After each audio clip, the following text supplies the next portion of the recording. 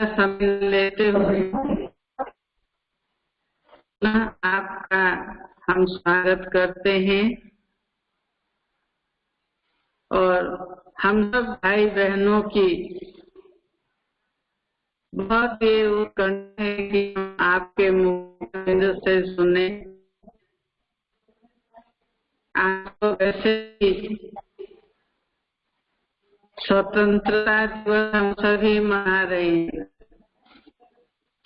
लेकिन इस स्वतंत्रता दिवस के अंतर्गत को अलौकिक जीवन करके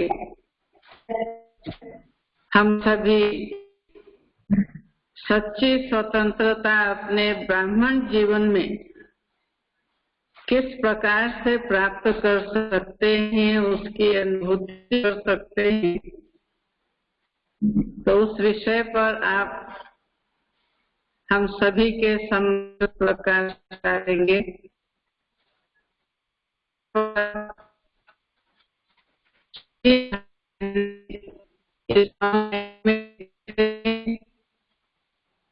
यहाँ पर डिस्ट्रिक्ट में सेवा चल रही है,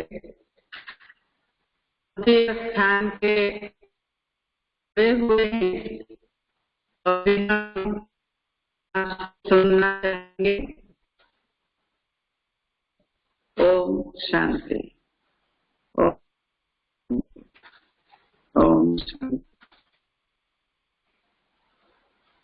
दीदी जी ओम शांति और सभी भाई बहनों को हमारा बहुत बहुत शुभकामनाएं। खास 74वीं स्वतंत्रता दिवस पर सारे देश के हमारे भाई बहनों को बहुत बहुत बधाई। आवाज स्पष्ट है दीदी?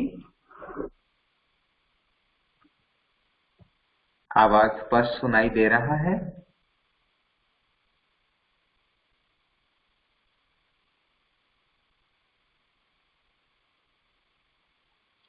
एडमिन से कोई भाई कंफर्म करेंगे आवाज ठीक है कि नहीं?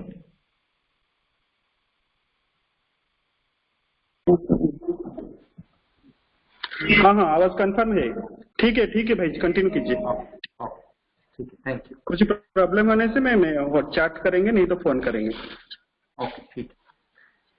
तो आज विशेष हम जबकि 74वां स्वतंत्रता दिवस मना रहे हैं, हमें बाप दादा ले चल रहे हैं माया से स्वतंत्रता के देश पर, जहां पे किसी भी प्रकार का परतंत्रता नहीं रहेगी। तो इससे संबंधित कुछ बातें हम आपके सामने रखेंगे, जो बातें आपके पुरुषार्थ में या सेवा में, और विशेष हम किस प्रकार के इस समय ध्यान रखें ताकि हमारी रूहानी उन्नति हो, हमारी स्व उन्नति हो, इसके बारे में हम कुछ एक बातें आपके सामने रखेंगे।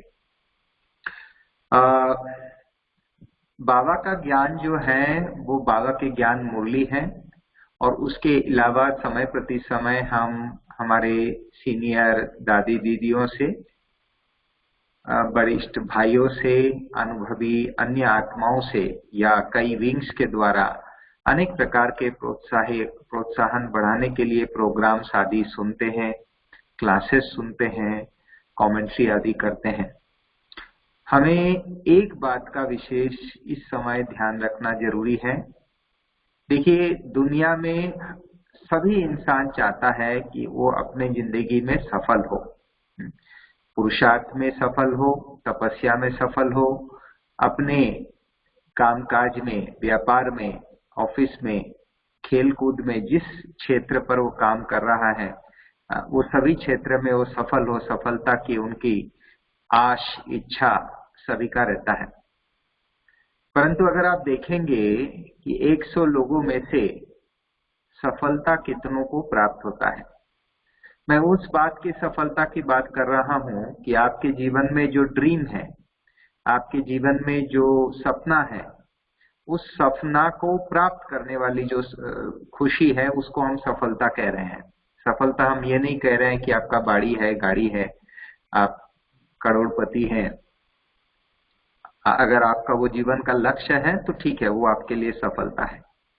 परंतु पुरुषार्थ में अगर आपका कुछ लक्ष्य है या जो भी स्व परिवर्तन के लिए जो लक्ष्य है, तो जबकि इतने सारे लोग सपना देख रहे हैं, हर इंसान सपना देख रहा है, हर इंसान सफलता को पाना चाहता है, हर इंसान सफलता पाने के लिए बहुत सारी अच्छी बातें सुन रहे हैं, परंतु सफलता इतने कम लोगों को क्यों मिल रहा है?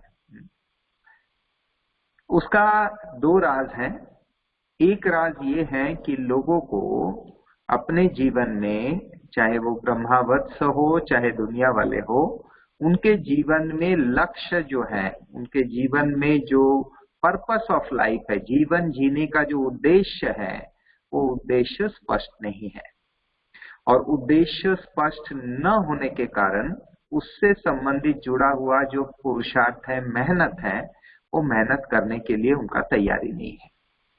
तो सफलता अगर पाना है तो दो बातें बहुत जरूरी है।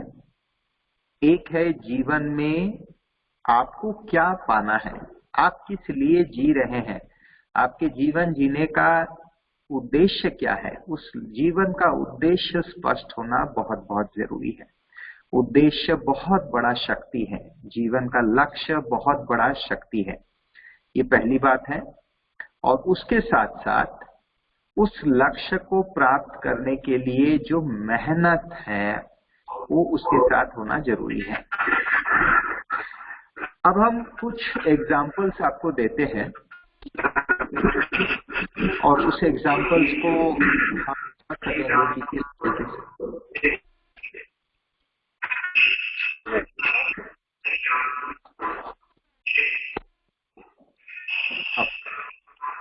इको आ रहा है, किसी का माइक शायद चालू है, माइक अगर म्यूट कर ले दूसरे तो अच्छा होगा।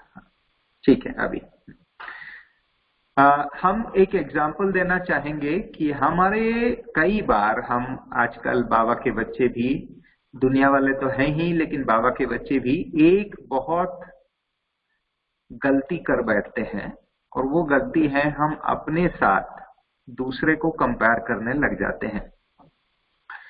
अब जब हम अपने साथ दूसरे को कंपेयर करते हैं और हमारे से आगे बढ़े हुए कोई व्यक्ति को देखकर हमें प्रोत्साहन आने के बजाय हमें ईर्ष्या का फीलिंग जागृत होती है। और खास अगर वो व्यक्ति, हम जहां पे थे, हम उस जंगल के राजा थे, और अगर उस हमारे जंगल में वो व्यक्ति आ जाए तो हम उनके सामने अपने आप को छोटा समझने लगते हैं, उसके सामने हमें अपने आप को कमी महसूस होने लगती है, और जिसके कारण हमारे अंदर बहुत इल फीलिंग जागृत होती है, जिसको ईर्ष्या कहा जाता है, जिसको जेलसी कहा जाता है। पहले ये माना जाता था कि बहनों के अंदर, महिलाओं के अंदर जेलसी की भावना अधिक है, पुरुष के अंदर काम और क्रोध की भावना अधिक है। परंतु दोस्तों, ये बिल्कुल गलत है। पुरुष के अंदर भी जेलसी की भावना उतना ही हो सकता है, क्योंकि बाबा ने हम बच्चों को ये ज्ञान स्पष्ट किए हैं कि ये जो जेलसी की भावना है, ये आत्मा की भावना है, और आत्मा पुरुष या स्त्री होती नहीं। वो जब पुरुष के चोला धारण करते हैं तो वो पुरुष है, और स्त्री के चोला धारण करते हैं तो उसे स्त्री कहा जाता है। तो इसलिए ये जो ईर्ष्या की भावना है, इस ईर्ष्या की भावना से हम सभी को, पुरुषार्थियों को बहुत ज्यादा नुकसान पहुंचता है। किस प्रकार के नुकसान? जो हमारे लिए ये बंधन है, ये जंजीर है, हम आजाद बनना चाहते हैं आत्मिक रूप से, हम स्वतंत्रता का अनुभव करना चाहते हैं, तो हमारे खुद के अंदर के जो ईर्ष्या है, ये एक बहुत बड़ी जंजीर है। सूक्ष्म जंजीर दिखाई नहीं देता है, लेकिन ये बहुत बड़ी जंजीर है। कैसे है कि हम जिस व्यक्ति के साथ हमारा ईर्ष्या है, उस व्यक्ति को कैसे करके भी नीचे गिराने का प्रयास करते हैं। अब आप सोचिए, भगवान धरती पे आए हैं ऊपर उठाने के लिए, और हम भगवान के बच्चे भगवान के श्रीमत पर चल रहे हैं, भगवान के राह पर चल रहे हैं, और हम प्रयास कर रहे हैं उस व्यक्ति को गिराने के लिए, और वो भी बाबा के बच्चे हैं। पहली बात। दूसरा बात, हम जिस व्यक्ति से ईर्ष्या है, उनके सारे नुकसान या उनको छोटा दिखाने के लिए हम लोग बहुत सारे अफवाह आदि फैलाने के निमित्त बनते हैं। अगर हम इस प्रकार के कोई पर चर्चा, पर निंदा कर रहे हैं, तो क्या हम उसके बाद पावरफुल योग कर सकेंगे? क्या हम जीवन में खुशी का अनुभव कर सकेंगे? नहीं कर सकेंगे। और दोस्तों, क्योंकि हमारी जिंदगी जो है वो बहुत लिमिटेड टाइम है संगम युग का। दूसरी बात, आत्मा की शक्ति सीमित है, आत्मा की श्वास सीमित है, आत्मा के समय सीमित है, और इसके कारण ये संगम युग हमें खुद को परिवर्तन करने का युग है। तो इस युग में किसी भी हालत में, हर हालत में हमें ईर्ष्या से दूर रहना है। ईर्ष्या से दूर अगर हमें बनना है तो हमें खुद को चेकिंग करना है कि कौन से बड़े व्यक्ति, कौन से अच्छे स्पीकर, या कौन से अच्छे सेवाधारी, या कौन से अच्छे व्यक्ति हमारे साथ रहने से मुझे ईर्ष्या का फीलिंग जागृत होती है। क्योंकि ये चीज अगर बाहर वाले दूसरे कोई व्यक्ति हमें इशारा दे तो हम गुस्सा हो जाएंगे, हमें पसंद नहीं आएगा। तो इसके लिए ये चेकिंग खुद का करना जरूरी है। और ये बात समझना जरूरी है कि हर एक का अपना पाठ है, हर एक का अपना भाग्य है, हर एक अपने कर्मों के हिसाब से आगे बढ़ रहे हैं। हम इस समय अगर श्रेष्ठ कर्म करेंगे तो मुझे अधिक सफलता मिलेगी, और जहाँ पे चैलेंज है वहां पे हम और बेहतर बन सकते हैं। इस बात को ध्यान रखना जरूरी है। हमारा पुरुषार्थ, इसको जीतने का दूसरा तरीका ये है कि हमारा पुरुषार्थ के लिए सबसे बड़ा बाधा जो है, सबसे बड़ी रुकावट जो है, वो हम खुद हैं। दुनिया के कोई भी परिस्थिति हमारे लिए रुकावट नहीं बन सकती। हम सबसे बड़े रुकावट हमारे सोच है, हमारी मान्यताएं हैं, हमारे संस्कार हैं। तो इसके लिए हम अपनी रुकावट, अपने पैर पर कुल्हाड़ा ना मारे, और अगर आगे बढ़ना है, जिनको भी जीवन में सफल होना है, पुरुषार्थ में सफल होना है, अपने लौकिक अलौकिक स्थान पर आगे बढ़ना है, तीव्र गति से आगे बढ़ना है, तीव्र पुरुषार्थ का एक मंत्र याद रखिए, वो है पुश योर लिमिट्स। आप अपने सीमा को, हद को क्रॉस कीजिए, बढ़ाइए उसको। क्या है सीमा को क्रॉस करना, पुश योर लिमिट्स? मैं दो उदाहरण देता हूं, एक लौकिक उदाहरण देता हूं, एक अलौकिक उदाहरण देता हूं। सोचिए आप अपने हाथ की पेशियों की ताकत बढ़ाने के लिए व्यायाम कर रहे हैं, और उस व्यायाम में आप लोहा लेकर ऐसे ऐसे करके व्यायामशाला में व्यायाम कर रहे हैं। तो आप जो लोहे के प्लेट्स यूज कर रहे हैं कर्लिंग करने के लिए, बाइसेप्स को शक्तिशाली बनाने के लिए, बाइसेप्स पेशी को, उसका वजन है 10 किलो। तो आप 10 किलो के लोहे का वजन लेकर ऐसे बाहुबल को बढ़ाने का अभ्यास कर रहे हैं। आप 10 किलो आराम से उठा सकते हैं। तो 10 किलो लेके आराम से अगर आप एक्सरसाइज करते हैं तो आपकी पेशी जो है बहुत बार करना पड़ेगा, उसके बाद आपके हाथ थकेंगी, और फिर आप जब एकदम थके हुए हैं, बिल्कुल कर नहीं पा रहे हैं, उसके बाद अगर आप 2 सेट करते हैं, माना 10 के बाद 10-12 बार ऐसे कर्लिंग करने के बाद आपका हाथ उठ ही नहीं रहा है, उस समय अगर आप दोबारा करते हैं 2-3 बार, तो ये जो 2-3 बार आप और हो ही नहीं पा रहा है, उसके बाद जो आप स्ट्रेच कर रहे हैं, वो आपकी शक्ति को डेवलप करेगा, वो आपके लिमिट्स को पुश करेगा। उसी तरीके से आज अगर आप 10 किलो लेके एक्सरसाइज कर रहे हैं, वो जब आप 11 या 12 किलो लेके वजन उठाएंगे तो आपके हाथ में बल वृद्धि को प्राप्त होगा। तो ये हो गया एक स्थूल एग्जाम्पल, जो मैं शारीरिक व्यायाम के एग्जाम्पल लिया। अब हम चलते हैं योग के लिए। योग में हम अपने सीमा को, अपने परिधि को, अपने क्वालिटी को कैसे इंप्रूव करें। आप सभी के जीवन में कभी ना कभी बहुत अच्छा योग लगा है, ये अनुभव है या नहीं है? डेफिनेटली है। हम सभी बाबा के बच्चों को कभी ना कभी बहुत श्रेष्ठ योग के अनुभूति के एक्सपीरियंसेस हैं। अब वो जो एक्सपीरियंस है, उस एक्सपीरियंस क्या आप हर बार कर पाते हैं? उत्तर होगा ना, कभी कभी वैसा होता है, लेकिन वो जो अनुभव हुआ था वो तो दोबारा हुआ ही नहीं। तो जो आपके जीवन के सर्वोच्च सर्वश्रेष्ठ योग का अनुभव है, उस अनुभव को आप मापकाठी रखिए, उसको टारगेट बनाइए, उसको कसौटी बनाइए और लक्ष्य रखिए कि हर बार हम ये जो लेवल है योग की अनुभूति, जो आपके सबसे जीवन की अनोखी अनुभूति रही है, हर बार हम उस लेवल पर जाएंगे या उससे बेहतरीन अनुभव करेंगे। तो वो जो रिकॉर्ड आपका बना हुआ है जिंदगी में, उस रिकॉर्ड को ब्रेक करना है और उसके आगे मुझे अनुभव पर जाना है। और जैसे ही उस रिकॉर्ड को हम जीत लेते हैं, उससे बेहतर अनुभव हम कर पाते हैं, तो अब जो बेहतरीन अनुभव हमारे जीवन का रहा, पहले से भी बेहतरीन अनुभव, वो मेरा बेंचमार्क बन जाएगा। हमें इसे टारगेट रखकर आगे प्रैक्टिस करना है। तो ये हो गया पुशिंग द लिमिट्स। हम क्या करते हैं, हम बैठ जाते हैं और योग लगाने को लगते हैं, लेकिन हम टारगेट कुछ नहीं रखते हैं, मुझे कितना गहरा अनुभव करना है। उसी तरीके से मुरली सुनना। देखिए, एक व्यक्ति अगर 1 साल से मुरली सुन रहा है, तो वो व्यक्ति पहले 2 महीना जब ज्ञान में उनका हुआ और 12वीं महीना जब उनका पूर्ण हो रहा है, उनके जीवन में सिग्निफिकेंट परिवर्तन आना अति आवश्यक है। और वो सिग्निफिकेंट परिवर्तन तब आएगा जब वो व्यक्ति बहुत कॉन्शियसली, वो बाबा के बच्चे बहुत ज्ञान युक्त होकर और समझदारी से बैठकर ये लक्ष्य रखकर मुरली सुनेगा कि कल मेरा मुरली सुनने का तरीका जो था, रवैया जो थी, मेरा प्रैक्टिसेस जो थे, उससे बेहतर तरीके से आज मैं मुरली सुनूंगा।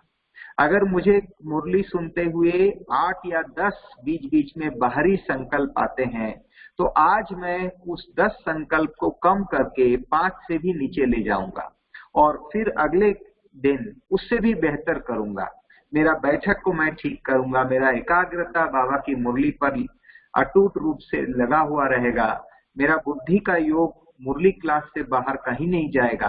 तो इस प्रकार से अपने आप को कमिट करके हमारा जो स्टैंडर्ड है, कल जो मैं था आज मैं उससे बेहतर बनूंगा, और आज जो मैं हूं आने वाले कल उससे थोड़ा बेहतर, एकदम थोड़ा भी अगर इंप्रूवमेंट हो वो भी चलेगा, लेकिन हर चीज में मैं बेहतर बनूंगा। हर चीज, अगर मैं स्नान कर रहा हूं बाथरूम में, तो मेरा स्नान करने के तरीका में मैं रूहानियत लाऊंगा।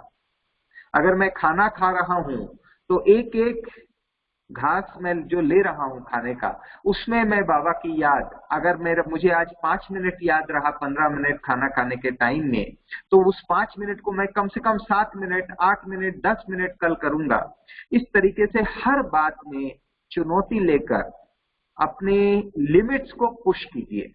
अगर हम ये निरंतर करते हैं, तो हमारे से खुद से, हम जो आज वर्तमान में हैं, इससे बड़े कॉम्पिटिटर हमारा और कोई नहीं रहेगा, और हमारा सारा समय, सारा दिन बहुत अच्छी तरह से सफल होगा, क्योंकि आप निरंतर श्वासोश्वास तिल तिल करके उत्तम बनते जा रहे हैं, जिसको तिलोत्तमा कहते हैं।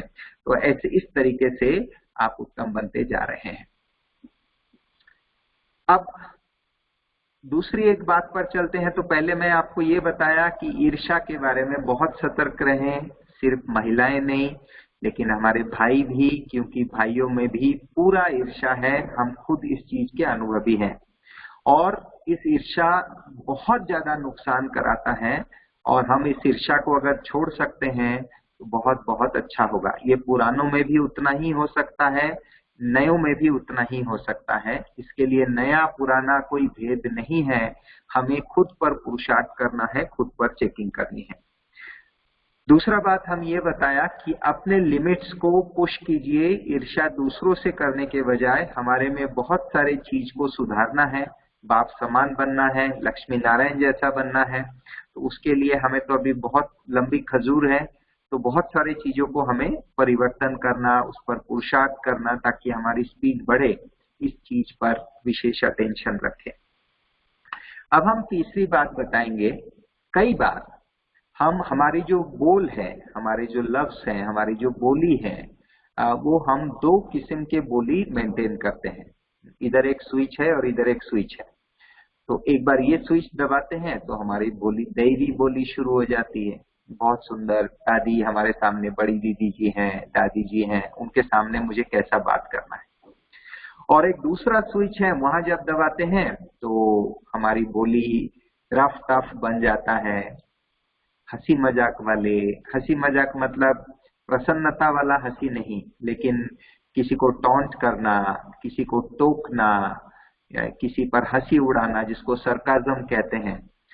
तो इस प्रकार से किसी पर टिप्पणी करना, रिमार्क्स करना, वो तो ऐसा ही है, या कोई किसी बात पर ऐसे टाल देना। तो इस प्रकार के कुछ बोली हम हमारे कार्यस्थल पर या कई बार आपसी बीके के जो अपने हमजिन्स जैसे हैं उनके साथ हम इस प्रकार के बोली करते हैं। और कई बार बोली में हम लोग, भले अभी तो गाली गलौज नहीं देते होंगे बाबा के बच्चे, परंतु कुछ एक शब्द है जो हम इस्तेमाल करते हैं, जिसका हम उदाहरण देंगे। ऐसे कोई सेवा आपके पास आए हैं जो आपको पसंद नहीं है और बार बार ऐसे ही आता रहता है, तो कई भाई बहन कहते, अरे ये तो सरदर्दी है, इस तरीके से सरदर्दी। कोई व्यक्ति आया जो आपको बहुत लंबा समय आपको त्रस्त कर देता है, तो आप क्या कहते, अरे ये तो पेन इन द नेक है, it's a pain in the neck. इस प्रकार से किसी को हेडेक कहना, कोई सेवा को हेडेक कहना, कोई काम को हेडेक कहना, कोई परिस्थिति को हेडेक कहना, किसी व्यक्ति को पेन इन द नेक कहना, ऐसे अगर कुछ हम शब्द यूज करते हैं, मनोविज्ञान में इन शब्दों को ऑर्गन स्पेसिफिक लैंग्वेज कहा जाता है। क्योंकि आप पेन इन द नेक कह रहे हैं, हेडेक कह रहे हैं, सरदर्दी कह रहे हैं, तो इस प्रकार के शब्द आप अपने बोली से निकाल लीजिए। क्योंकि आप अगर इस प्रकार के शब्द बारंबार इस्तेमाल करते हैं तो देखा गया है कि आपका अंतर मन, अर्थात संस्कार जो है, संस्कार को मनोवैज्ञानिक भाषा में संस्कार का एक हिस्सा अंतर मन है। तो अंतर मन जो है वो इस चीज को स्वीकार लेता है और आपको नेक में पेन होना शुरू हो जाएगा बिना कोई कारण से, आपको सरदर्दी शुरू हो जाएगी बिना कोई कारण से, क्योंकि आपके बोली में इस प्रकार के शब्द हैं। फालतू, बेकार, कोई काम का नहीं, इस प्रकार का शब्द मम्मा बाबा इस्तेमाल नहीं करते थे, देवताएं इस्तेमाल नहीं करते हैं। हमें चेक करना है हमारे बोली में अगर इस प्रकार का कोई शब्द है तो हमारे खुद के बेहतरीन बनने के लिए ये शब्द हम अपने डिक्शनरी से निकाल दें तो बहुत अच्छा होगा। राइट, ये था हमारे बोल के ऊपर, हमारे शब्दों के ऊपर ध्यान देने वाले कुछ एक बातें। अब हम चलते हैं, अगर जीवन में सफलता प्राप्त करना है तो बहुत आसान विधि है। आजादी के दिन पे है ना, 15 अगस्त आज है विशेष। जीवन में सफलता पाने के लिए आप अपने आदतों को अच्छे बनाइए। आप जितने अच्छे आदत के अधिकारी होंगे उतने आपके जीवन में सफलता होंगी, गारंटी है, 100% गारंटी है। आप अपने अंदर अच्छी आदतें भरते जाइए, स्थूल अच्छी आदतें, सूक्ष्म अच्छी आदतें तो बहुत ही अच्छा है, स्थूल सूक्ष्म दोनों आदतें भरते जाए। अब मैं आपको एक मापकाठी देता हूं। आप एक दिन एक नोटबुक लेके बैठिए और उस नोटबुक में लिखना शुरू कीजिए कागज लेके, और ये आज भी कर सकते हैं, कल भी, कल तो छुट्टी है, कल कर लीजिए। आपके अंदर कितने अच्छी आदतें हैं उसका आप लिस्ट बनाइए, 1 2 3 4 5 6 ऐसे लिखते जाइए। हमने ये ट्राई किए, हमने 108 के ऊपर हम जा नहीं पाए, और हमें जो भाई ने प्रेरणा दिया था, जिस सज्जन ने, वो बाबा के बच्चे नहीं है वो, लेकिन वो दुनिया में बहुत सफल है, उनके पास 535 अच्छी आदतों की धारणाएं हैं। अब आप सोचिए, और वो व्यक्ति एक दिन में 5 लाख रुपया कमाता है सच्चाई के साथ। यहाँ तो 5 लाख रुपया किसी का पगार है और वो व्यक्ति एक दिन में 5 लाख रुपया कमाता है, और वो दिन में सोचिए महीना में 15 दिन या 20 दिन काम करता हो। अब आप देख लीजिए वो कितना लाख कमाता होगा महीना में। तो उस व्यक्ति 5 लाख रुपया कमाने वाले, और उनका कहना है कि हमारे जीवन का जो राज है वो एक ही है कि हमारे अंदर 535 आदतें, अच्छी आदतें हैं, जिसको हमने उगाया है, जिसको हमने फसल फलाया है, ऐसे नहीं कि माँ के पेट से निकल के ऐसे आदतें थी। और उन आदतों में एक है जैसे कि सुबह उठना, एक्सरसाइज करना, प्रयत्नशील रहना, रोज कुछ प्रोत्साहक बातें सोचना, कुछ ऐसे दृढ़ता के साथ धारणा लेना, ये काम नहीं हुआ तो हम रात को नहीं सोएंगे, ये काम जब तक नहीं हुआ तब तक हम खाना नहीं खाएंगे। तो इस प्रकार के अपने आप के साथ ऐसे कुछ दृढ़ता फॉलो करना, अपने शरीर के बैठक को ठीक करना, इस प्रकार से बहुत सारे वो अच्छी आदतें अपने जीवन पर धारण किए हैं। राइट। तो हम जरा चेक करें कि हमारे अंदर कितनी अच्छी आदतें हैं, उसका लिस्ट बनाएं। हाँ, उसमें दिव्य गुण भी आएंगे, कला भी आएंगे। कला मतलब सोचिए आपको बहुत अच्छा टोली बनाना आता है, आप बहुत प्यार से लोगों को खिलाते हैं, आप स्वच्छता मेंटेन करते हैं, आप घर का जो काम है भाई होने के बावजूद भी आप खुद कर लेते हैं, आप अपने बिस्तर बहुत अच्छी तरह से नीट एंड क्लीन करके रखते हैं, आपके घर में बहुत अच्छी स्वच्छता है, आप किसी को भी मदद करते हैं। तो इस प्रकार से ये सब एक एक विशेषताएं हैं। अपने जीवन में घटनाएं देखिए और देखकर उसको लिखिए। आप अपने साथियों से भी पूछ सकते हैं आपके विशेषताओं का और देखिए। तो अगर ये ऐसा होता है, हो सकता है कि आपके अंदर, सोचिए आपने लिस्ट निकालते निकालते 70 में जाके गाड़ी रुक गई, 70 के ऊपर आपको कुछ विशेषता नहीं मिल रहा है। कोई बात नहीं, मायूस होने की कोई बात नहीं। आपको पुश योर लिमिट्स, ये बात ध्यान रखिए कि हम आज अगर 70 में हैं तो हम लक्ष्य रखें 2 महीना के अंदर हम 80 या 90 पे पहुंचेंगे। तो आप फाइंड आउट कीजिए कि 2 महीना के अंदर हम अपने अंदर कौन सी विशेषता, कौन सी गुण, कौन सी धारणाओं को हम डेवलप कर सकते हैं, कौन सी कला को डेवलप कर सकते हैं, जिसके आधार से हम उस चीज को और आगे बढ़ा सकते हैं। राइट। तो इस तरीके से हम अपने आप के साथ कॉम्पीट कैसे करना है, ये बहुत बहुत जरूरी है। मन में दृढ़ता होना बहुत जरूरी है। जब हम अपने आप को परिवर्तन की प्रक्रिया, जो आदतों की बात कर रहे हैं, अगर हम जानते हैं कि सफल होने के लिए हमें प्रयत्नशील होना है, सफल होने के लिए हमें अच्छी आदतों को धारण करना है, सफल होने के लिए हमें बुरी आदतों को छोड़ना है, वही तो बाबा सिखा रहे हैं। अच्छे संस्कार धारण करो, दैवी गुण धारण करो, बाप समान गुण धारण करो, लक्ष्मी नारायण को देखो, उन जैसा गुणवान बनो। लेकिन ये जानते हुए भी हम क्यों नहीं करते हैं? तो उसका एक ही आंसर है और कोई इसमें कोई गहन आंसर, बड़े आंसर नहीं है। वो ये है, दुनिया में सारे कौम जो है वो करता है जो उनको अच्छा लगता है। ज्यादातर लोग, अधिकतर लोग, 1000 में से 999 लोग वो करते हैं जो उनको पसंद है। वो खाना खाते हैं जो उनको अच्छा लगता है। वो उतना देर तक सोते हैं जितना देर सोना उनको अच्छा लगता है। वो वही करते हैं जो उनको अच्छा लगता है। उसका परिणाम, जो उनको अच्छा लगता है वो करने से जो वो पाना चाहता है वो कभी भी पा नहीं सकेगा।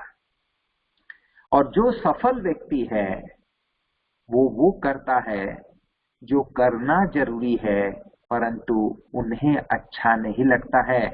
सफल व्यक्ति को भी सुबह जल्दी उठना अच्छा नहीं लगता है। सफल व्यक्ति को भी 2 घंटा, 3 घंटा, 4 घंटा योग में बैठना अच्छा नहीं लगता है। लेकिन वो जानता है कि जब हम अपने आप को इस तरीके से, दृढ़ता से ढकेल के इस तरीके से अपने को मेहनत कराएंगे, हमारे अंदर जो परिवर्तन आएगा, उस परिवर्तन के आधार से हम जो बनना चाहते हैं, मेरा जीवन में जो लक्ष्य है, मेरा जीवन के जो उद्देश्य है, उस उद्देश्य हमको हासिल हो पाएगा। तो इसीलिए नॉर्मल व्यक्ति और सफल व्यक्ति में एक ही अंतर है। सफल व्यक्ति वो करता है जो उन्हें पसंद नहीं है। सफल व्यक्ति वो करता है जो चीज उनको पसंद नहीं है, लेकिन वो करने से वो आगे बढ़ पाएंगे। उनको भी अच्छा नहीं लगता है वो मेहनत करना, परंतु वो जानता है इसी में सफलता समाया हुआ है। और जो आम पब्लिक है, जनता जनार्दन है, वो करता है जो उसको अच्छा लगा। बहुत अच्छा सब्जी बनी, हम ज्यादा चावल खा लिए। मिठाई बहुत अच्छा बना, ज्यादा मिठाई खा लिए। तो इस तरीके से कैसे परिवर्तन आएगा हमारे अंदर? परिवर्तन आ नहीं सकता, क्योंकि हम लोभ ऋग्भु को जागृत कर रहे हैं। हम हमारे शरीर में ओबेसिटी आ रहा है, तो हम अपने अंदर परिवर्तन कैसे लाएंगे? परिवर्तन ला ही नहीं सकेंगे हम अपने अंदर। ये तो अपहिल क्लाइंबिंग वाली काम है। पुरुषार्थ मतलब अपने जीवन में, तो हमें क्या करना है, आप अपने जीवन का एक लिस्ट बना लीजिए। 2 किस्म के लिस्ट बनाइए। एक तो दैवी गुणों का लिस्ट, वो जो मैं आपको बोला, दैवी गुण मतलब अंतर्मुखता, दिव्यता, वो 36 गुण पूरा लिख नहीं डालिए। हमारे जीवन में कौन कौन सी गुण है, कौन कौन सी विशेषता है, उसको लिख डालिए। छोटी हो बड़ी हो जो भी है उसको लिख डालिए, और उसको आप ले जाइए जितना ज्यादा हो सके। आज आपका 70 है, 80 है, 90 है, तो और 10-10 करके बढ़ाने का लक्ष्य रख के विशेष रूप से लिख कर उस पर डट के पुरुषार्थ कीजिए। ये एक बात है। दूसरी बात, हमारे जीवन पे जो चीज आप पुरुषार्थ के लिए करना चाह रहे हैं लेकिन कर नहीं पा रहे हैं, ऐसे कुछ बातों को उठा लीजिए आप, और देखिए कि कहाँ आप अटक रहे हैं उस चीज में। उदाहरण के रूप से सोचिए, आपका अमृत वेला पावरफुल नहीं है। आप जस्ट 15 दिन के लिए ये प्रयोग करके देखिए। आप रात को खाना बंद कर दीजिए, कम खाएंगे, दूध पिएंगे, ये सब नाटक नहीं कीजिए। जस्ट खाना बंद। आप मरेंगे नहीं, कुछ नहीं होगा, आप एकदम भली भांति एकदम फिट रहेंगे, कोई प्रॉब्लम नहीं। जस्ट खाना बंद। अमृत वेला करना है ना, बाबा से प्यार बढ़ाना है ना, रात को खाना नहीं खाइए। 6 बजे के बाद पानी छोड़ के मुंह के अंदर कुछ नहीं जाना चाहिए। आप पानी पी सकते हैं, जितना खुशी पानी पी सकते हैं। फिर आप देखिए सुबह आपका कैसे धमाकेदार अमृत वेला होता है। लेकिन कुछ भी अगर आप खा लिए, क्योंकि आपका पचन क्रिया 4 घंटा चाहिए और आपको शरीर को नींद 5 से 6 घंटा चाहिए, अर्थात आपका लास्ट खाने के बाद, लास्ट मुख से खाना जो खाए हैं उसके बाद से लेकर सुबह उठने तक लगभग 10 घंटा का टाइम चाहिए।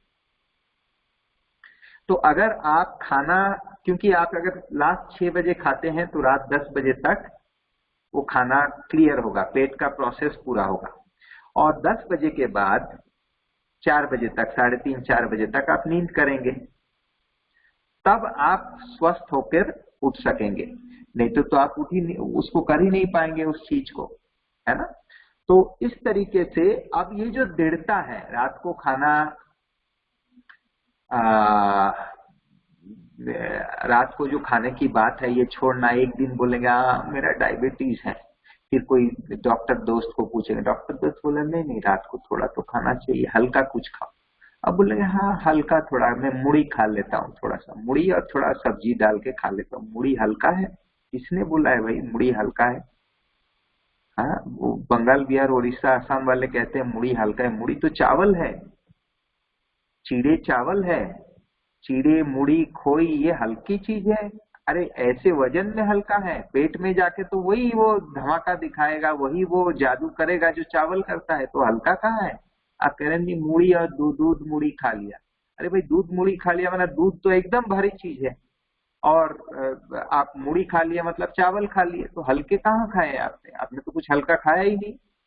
हाँ, तो इस तरीके से खुद को इस बातों पर दृढ़ता के साथ कुछ दिन अभ्यास करके देखिए। फिर अगर आपको ठीक नहीं लगे, आपका शरीर सूट नहीं हो रहा है, तो अलग बात है, आप अपने आप को चेंज कीजिए। इस तरीके से दृढ़ता के साथ, बहुत उमंग उत्साह के साथ जीवन में 2-3 मुख्य ऐसे स्थूल धारणाएं बना लीजिए, जिसके आधार से आपके अंदर बहुत अच्छा परिवर्तन आएगा। कई भाई बहने हैं जो इस समय लॉकडाउन के दौरान बहुत लंबा समय योग अभ्यास कर रहे हैं, लंबा समय, 3 घंटा, 4 घंटा, बहुत अच्छी बात है। लेकिन एक चीज का ध्यान रखिए, खास हमारे नए भाई बहने और पुराने भाई बहने दोनों के लिए लागू है। आप जो योग अभ्यास करते हैं 15 मिनट बहुत पावरफुल, जिसको पावर योग कहते हैं, उस तरीके से पावर योग अभ्यास कीजिए, एकदम बहुत शक्तिशाली योग। और जब आप 15 मिनट कर पा रहे हैं फिर उसको बढ़ाइए, वजह कि आप मैराथन में 3 घंटा बैठे हुए हैं, इधर उधर मुड़ रहे हैं, ये मुड़ रहे हैं, वो मुड़ रहे हैं, लेकिन योग लग रहा है बीच में, कभी योग टूट रहा है, फिर से योग लग रहा है, फिर से थोड़ा उठ के पानी पी के फिर से बैठ गए। ये मैराथन रेस चल रहा है, ये भी ठीक है, ये भी जरूरी है, लेकिन योग के क्वालिटी जो है, बाबा कई बार पूछते हैं, तो ये योग के क्वालिटी जो है उसको बहुत ही शक्तिशाली करना जरूरी है।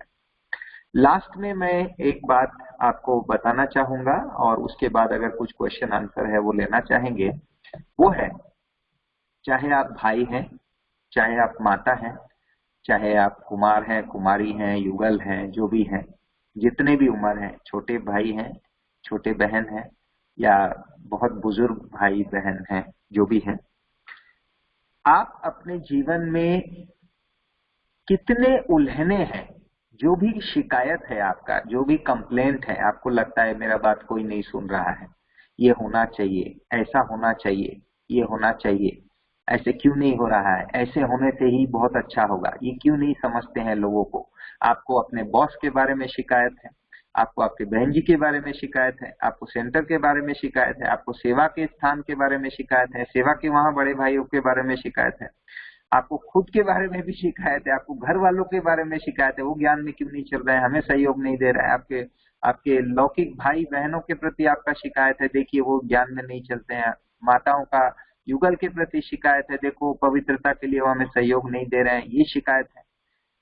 तो आपके जितने भी शिकायत हैं वो सारे शिकायत को लिख डालिए और देखिए कि क्या ये शिकायत जायज है, is this a valid reason, is this a valid complaint, ये जरा चेक कीजिए।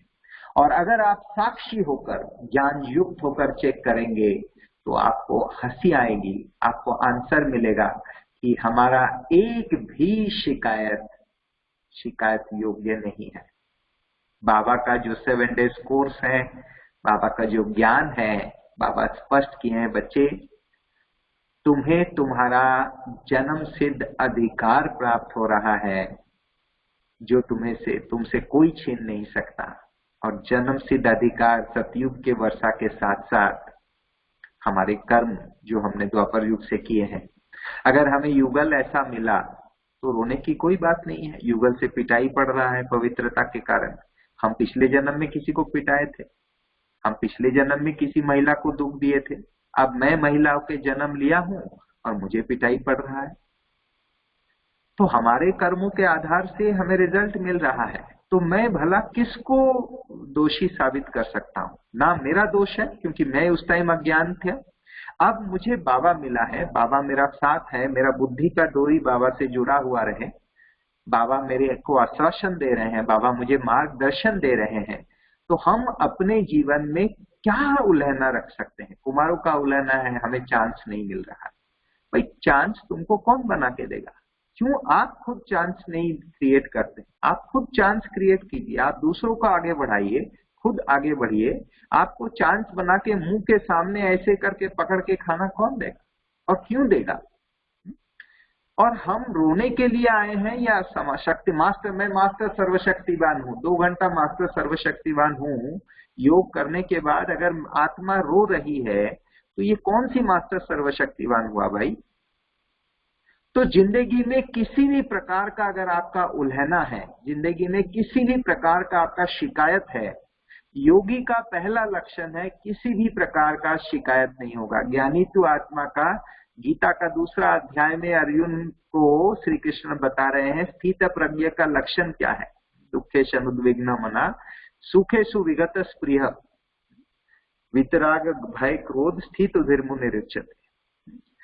स्थित प्रज्ञ का लक्षण बता रहे हैं ना, वो तो स्थूल गीता है। बाबा यहाँ बता रहे हैं कि बच्चे एक रस स्थिति, तुम जानते हो तुम्हारा आज जो तुम्हें मिल रहा है तुम्हारे कर्मों के आधार से मिल रहा है, तो तुम इस समय ठीक से कर्म करो, शक्तिशाली कर्म करो, मन को शक्तिशाली बनाओ, बुद्धि को निर्मल बनाओ और संस्कारों को परिवर्तन करो, तो तुम्हारा निकट भविष्य में जो भी है इस जन्म में भी तुम्हें सुख मिलेगा, आनंद मिलेगी, सफलता मिलेगा, यश मिलेगा, तुम अच्छी तरह से सेवा कर पाओगे और सारा प्रकृति, 5 तत्व और दुनिया के लोग सभी आपको सहयोग देंगे।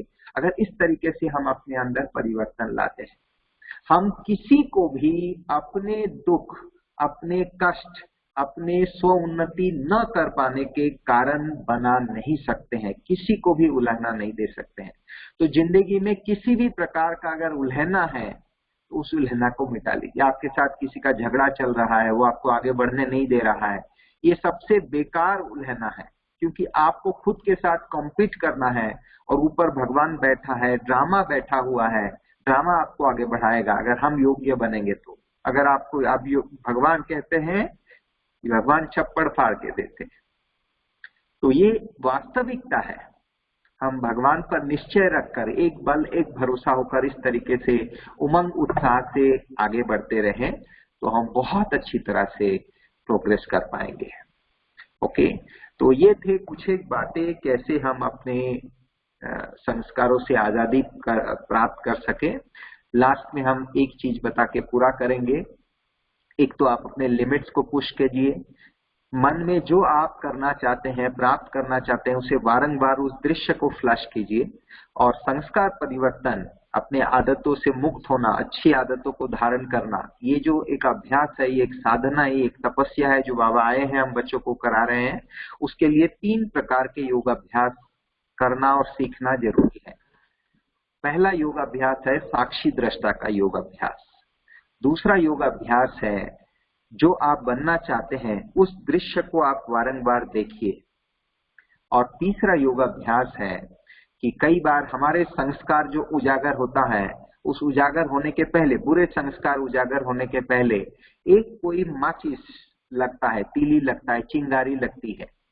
वो चिंगारी किस चीज से लगता है? जैसे आप गुस्सा हो जाते हैं, बहुत गुस्सा करते हैं कोई व्यक्ति, तो गुस्सा, सब चीज में गुस्सा नहीं होता है, कुछ बातें होने से। सोचिए किसी ने झूठ बोला तो आपका एकदम दिमाग भड़क जाता है, आप झूठ सहन नहीं कर पाते हैं। लेकिन हो सकता है वो व्यक्ति गंदगी को सहन कर लेगा, इधर उधर कूड़ा पड़ा हुआ है, उसको गुस्सा नहीं आएगा, लेकिन कोई झूठ बोला तो सहन नहीं होगा। तो मेरे लिए चिंगारी क्या निकला? झूठ। अब हम झूठ सुनते हुए भी उसको परख कर उसका प्रतिसाद हम ठीक से दें, उसके बारे में हम समझ जाएं कि ये झूठ बोल रहा है, लेकिन मेरे अंदर जो ये भड़ास, मेरे अंदर जो गुस्सा सडनली जागृत हो जाता है, जैसे कि चिंगारी लगा, जैसे कि केरोसिन में या पेट्रोल में आग लग जाती है, ये जो ट्रिगर है, इसको ट्रिगर कहा जाता है। तो इस ट्रिगर को डिसेंसिटाइज करने के लिए एक योग है जिसका अंग्रेजी नाम है साइको फीडबैक।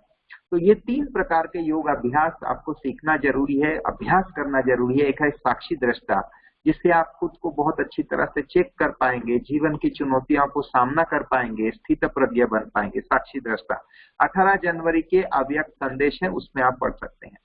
दूसरी बात है कि आप, जैसे मैं आपको बताया कि आप जो बनना चाहते हैं उस दृश्य को बारंबार मनोरंजक रूप से देखिए। लेकिन ये योगाभ्यास के टाइम, ये दूसरे वाले योगाभ्यास, इनफैक्ट संस्कार परिवर्तन के तीनों योग में ही आंखें खुला रख के योग करना है, आंखें बंद करके बिल्कुल नहीं करना, आंखें अच्छी तरह से खुला रख के, नॉर्मल रख के कोई योगाभ्यास करना, क्योंकि परिस्थितियां जो आएंगी वो नॉर्मल टाइम पे आएंगी। उस टाइम अगर आपको योग करने का, आंखें छोटे करके ऐसे बंद करके करने का अभ्यास होगा तो आप उस परिस्थिति को सामना करते हुए प्रभु की याद में नहीं रह सकेंगे।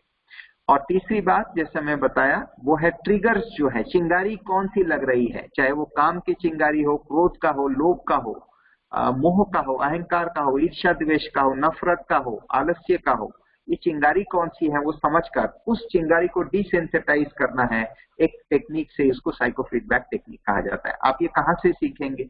पहला 2 टेक्निक तो आप खुद ही कर सकते हैं। 18 जनवरी के अव्यक्त संदेश आप पढ़ेंगे, बाबा शरीर छोड़ने के बाद बाबा के पार्थिव शरीर 2-2.5 दिन वहां रहा आबू में, और उस समय कुछ तो अव्यक्त संदेशी जाके संदेश ला रहे थे। उसमें 7वां या 8वां संदेश है इसमें बाबा बता रहे हैं बच्चे खेल तो 10-15 मिनट का ही था और उसमें 3 शक्तियां काम कर रही थी। तो ये 3 योगाभ्यास आपको मास्टर करना है अगर आप चाहते हैं अपने संस्कार को परिवर्तन करने के लिए। तो और कभी हम लोग उस योगाभ्यास पर डिटेलिंग करेंगे। अदरवाइज आपके उड़ीसा के स्पार्क के जो निमित्त है हमारे प्यारे श्रीकांत भाई जी, उस श्रीकांत भाई जी से आप गाइडेंस ले सकते हैं, वो भी इस चीज में जानकार है, आपको गाइड कर सकते हैं। दीदी जी और आप सभी भाइयों ने हमें चांस दिया आपके बीच में आने के लिए, उड़ीसा के हमारे प्यारे भाई बहनों के बीच में आने के लिए। और खास इस विशेष स्वतंत्रता दिवस के दिन आपके बीच में आत्मा को स्वतंत्र हम कैसे बना सकें, शक्तिशाली कैसे बना सके, इसके लिए आप सभी को बहुत बहुत थैंक्स। ओम शांति, नमस्ते। अगर कुछ क्वेश्चन है पूछ सकते हैं, अदरवाइज ओवर टू यू दीदी। क्वेश्चन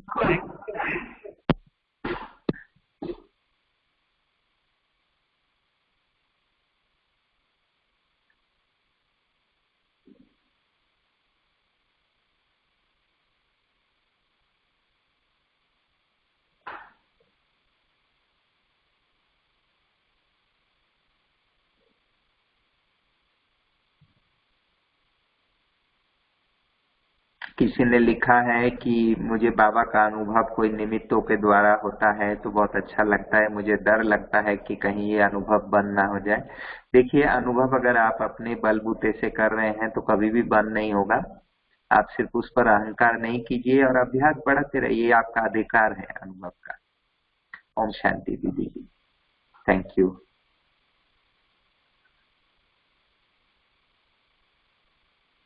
दीदी का आवाज नहीं आ रहा है, उनका माइक ऑन कीजिए।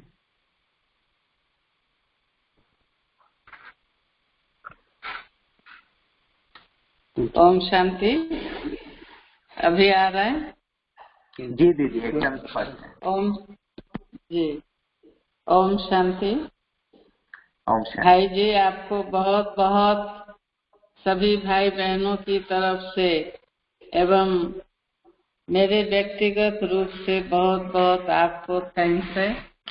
आपने इतनी अच्छी अच्छी बातें और सुंदर सुंदर बातें और नए तरीके से ये सारी बातें आपने हम सभी को बतलाई कि हमारे इस पुरुषार्थी जीवन में क्या क्या बात जो हमारे को जंजीर का, बंधन का अनुभव कराती है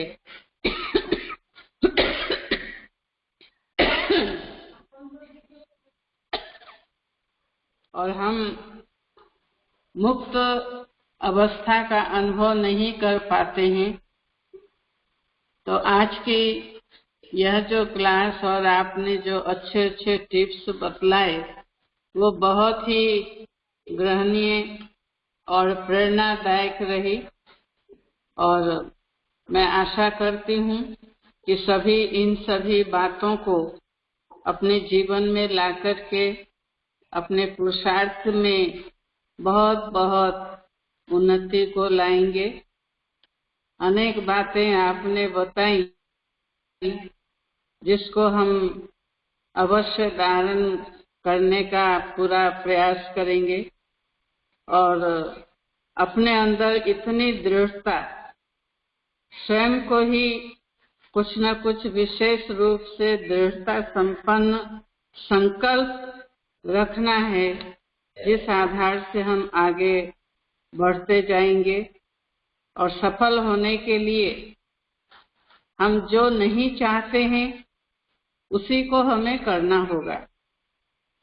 जो अपनी इच्छा के अनुसार चलते हैं तो वो आगे जाकर सफल नहीं हो पाते हैं।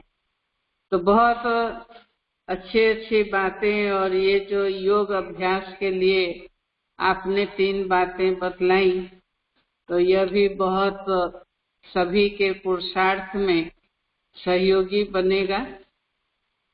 तो इसलिए आपको बहुत बहुत सभी की तरफ से, बाप दादा की तरफ से, मेरी तरफ से बहुत बहुत थैंक्स है, बहुत बहुत धन्यवाद। ओम शांति। ओम शांति। आपको भी अभी बहुत भाई बहुत जी को थैंक्स। अपना क्वेश्चन आप जी जी अभी भाई जी आपसे प्रश्न अपना सामने में रखेंगे, बहन जी भी पूछेंगी, तो आप उस विषय में थोड़ा जरूर बताएंगे। जी जी जी। ओम शांति भाई साहब। ओम शांति बहन जी। भाई साहब, एक भाई ने प्रश्न पूछे हैं कि मुझे गुस्सा करना अच्छा नहीं लगता है, नहीं चाहती हूँ, लेकिन बीच बीच में आ जाता है, तो कैसे पूरा कंट्रोल होगा? ऐसा है कि गुस्सा वही है कि आप अगर देखेंगे तो आपको हर बात में गुस्सा नहीं आता है, आपको कुछ एक बातों में गुस्सा आता है। तो जिन बातों में गुस्सा आता है वो आपके लिए ट्रिगर है, तो उस ट्रिगर को डिसेंसिटाइज करना है। आप देखते होंगे ये आतंकवादी जो होते हैं वो कई बार बम आदि लेके कहीं ऐसे लगाने के लिए जाते हैं और वो पकड़े जाते हैं, तो पुलिस क्या करते हैं, वो बम जैसा बम स्क्वाड वाले जाकर, बम को कुछ करने का जरूरत नहीं होता है, बम अपने आप फूटेगा नहीं, लेकिन बम के साथ एक डिटोनेटर होता है, उस डिटोनेटर को वो डीएक्टिवेट, उसका तार को वो डिस्कनेक्ट करते हैं। अगर डिटोनेटर डीएक्टिवेटेड है तो बम फूटेगा नहीं। तो उसी तरीके से ये जो चिंगारी है, जो ट्रिगर्स हैं वो चिंगारी है, तो हमें उस ट्रिगर को डिसेंसिटाइज करना है, उसे ऑब्जर्व करना है कि कौन सी परिस्थिति में किस कारण से मैं गुस्सा करता हूं। और वो कई बार योग में बैठ के अगर आप विजुअलाइज करेंगे कि वैसे गुस्सा वाली परिस्थिति आ रही है, लेकिन मैं अभी ठंडा हूं, मैं गुस्सा नहीं कर रहा हूं, मैं मुस्कुरा रहा हूं, मैं समझ पा रहा हूं कि ये वो परिस्थिति है, परंतु मुझे बिल्कुल गुस्सा नहीं आ रहा है क्योंकि मैं योग युक्त अवस्था में हूं अभी। तो ऐसे योग में वो परिस्थिति को अगर कई बार विजुअलाइज करेंगे, स्टिमुलस को, और उसका रेस्पॉन्स आप कैसे प्रतिशत योग युक्त अवस्था में दे रहे हैं, इसको विजुअलाइज करेंगे, इसका रोल प्ले करेंगे कई बार मानस में, मन दर्पण में, उसके बाद जब एक्चुअल वो परिस्थिति आएंगी तो आपको बिल्कुल गुस्सा नहीं लगेगा क्योंकि आप ऑलरेडी उसका नेट प्रैक्टिस कर चुके हैं। इस तरीके से भाई जी प्रैक्टिस कर सकते हैं। ओम शांति। थैंक यू भाई साहब। पुराना संस्कार जो ट्रिगर का बातें हुआ, साइको फीडबैक, उसका थोड़े क्लियर वो तो आज के सत्र के टॉपिक नहीं है और उसके लिए थोड़ा टाइम लगेगा संस्कार परिवर्तन के विषय को समझना। लेकिन जैसे मैं बताया, आप सभी जरूर 18 जनवरी 1969 के वो अव्यक्त संदेश जो है उसको पढ़िए, उसमें आपको साक्षी दृष्टा ब्रह्मा बाबा शरीर छोड़ने का जो अनुभव बताएंगे वो प्राप्त हो जाएगा। और जो आप बनना चाहते हैं, जैसे मैं अभी बताया, गुस्सा मुक्त अवस्था का अनुभव करना, स्टिमुलस आ रहा है लेकिन आपका प्रतिशत बहुत ज्ञान युक्त, योग युक्त, मर्यादा युक्त है, इसको आप बारंबार विजुअलाइज कीजिए आंखें खोल कर। लेकिन तो आप इसको तो 3 में से 2 योग के विधि तो आप कर ही पाएंगे, तीसरा विधि कराना होगा, वो ऐसे बता के नहीं होगा।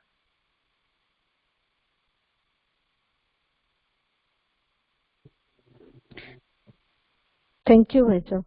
तो इसके ऊपर आप एक दिन और भी क्लास लेना चाहेंगे तो बहुत अच्छा होगा, उससे हम सभी भी लाभान्वित होंगे।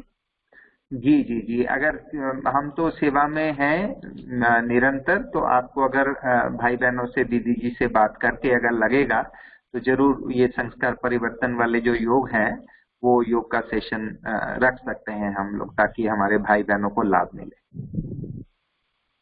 जी जी जी भाई साहब, ठीक है, थैंक यू।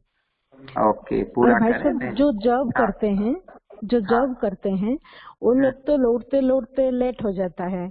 जैसे आपने बोले कि जल्दी भोजन करके फिर जल्दी सो जाना, उनको सोते सोते ही 12 बज जाता है, फिर अमृत वेला भी मिस हो जाता है, तो उनके लिए नहीं, देखिए हम भी जॉब करते हैं, तो उसके लिए नियम ये है कि आप जो है नाश्ता थोड़ा देरी से करिए, घर से करके नहीं जाइए, डब्बा लेके जाइए, और 11 बजे के आसपास 10 साढ़े 10 बजे नाश्ता कीजिए, और लंच जो है वो आप 3:30 4 बजे कीजिए, और रात का खाना नहीं खाइए, सिर्फ फल खाइए रात को।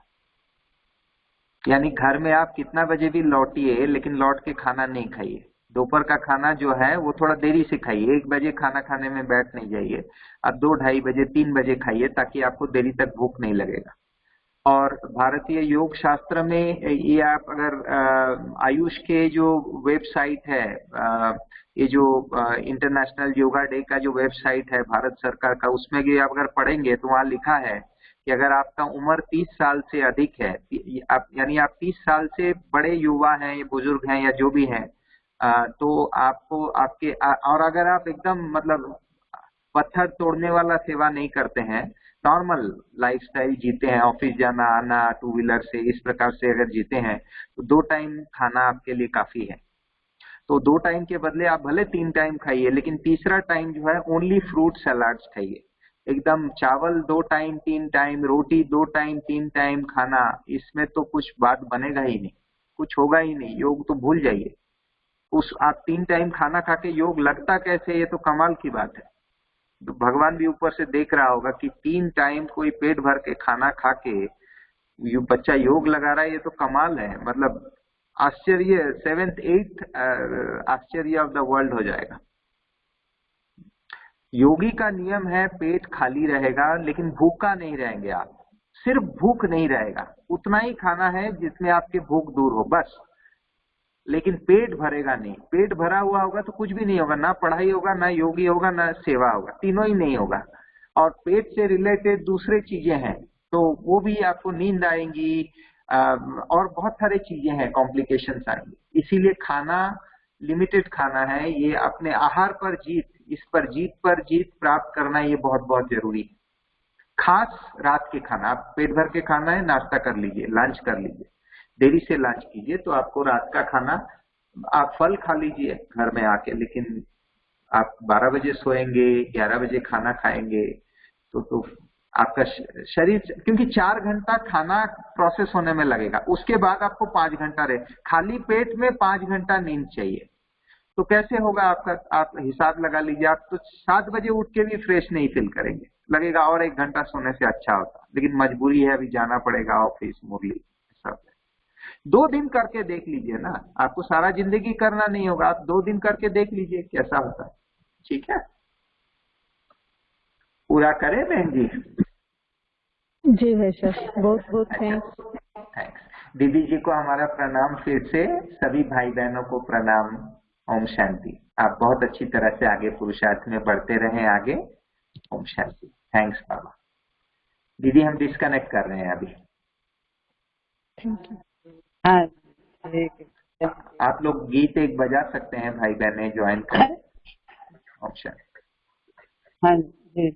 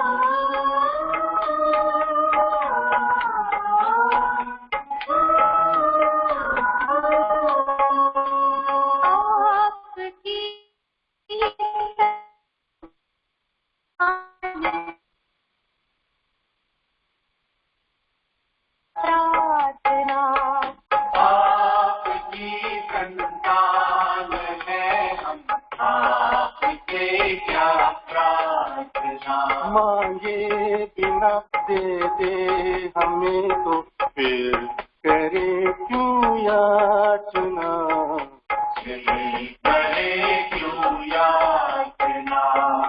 आपकी संतान है हम, आपसे क्या प्रार्थना। आपकी संतान है हम, आपसे क्या प्रार्थना।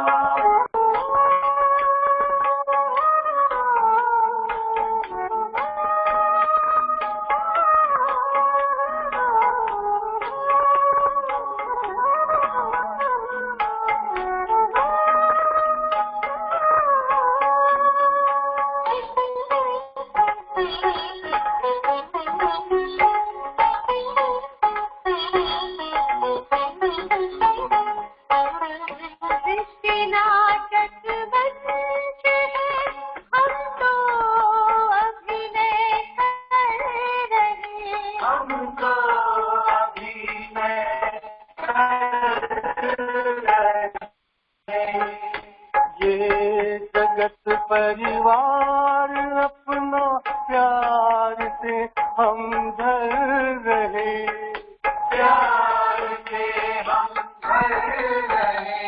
कर्म ही पूजा हमारी, सेवा है आराधना, सेवा है